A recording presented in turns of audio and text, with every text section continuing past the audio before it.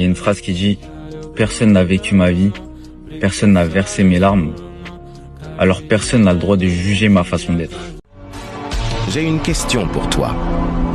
Et elle risque de te faire réfléchir. Si tu pouvais envoyer une lettre dans le passé, que dirais-tu à l'enfant que tu étais? Je me trouve actuellement dans une période de ma vie où je suis un peu perdu. En réalité, je ne suis même pas sûr d'être triste, car en présence des autres, je ris, je parle. Mais dès que je me retrouve seul chez moi, je n'éprouve plus d'émotion, plus rien. Je me retrouve simplement face à moi-même. Je plonge dans mes pensées, cherchant une étincelle de clarté. J'essaie de comprendre ce vide intérieur, cette absence d'émotion qui s'installe quand les distractions s'estompent. Je réalise que parfois, le silence et la solitude sont nécessaires. Ils forcent l'introspection. Oui, c'est inconfortable. Oui, c'est déroutant. Mais peut-être est-ce le moyen de mon esprit de me dire qu'il est temps de prendre un moment pour moi.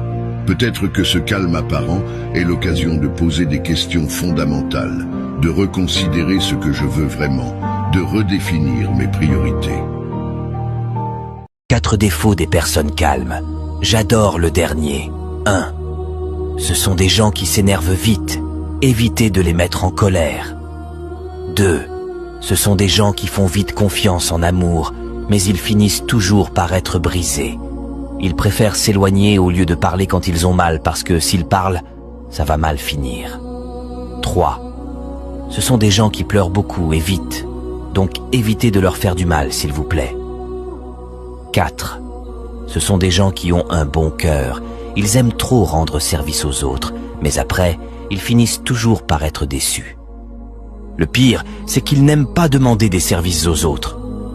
Ils préfèrent rester dans la galère. Même s'ils n'ont rien, ils préfèrent rester dans leur souffrance. Si tu te reconnais dans cette vidéo, fais-nous savoir. Ne pense pas que j'ai peur de toi si je ne réponds pas à tes provocations. J'ai simplement peur de ce que je pourrais te faire si je ne me contrôle pas. Si tu veux me détruire, alors vise bien, car si tu me loupes, je ne te raterai pas. Fais le pas, fais-le.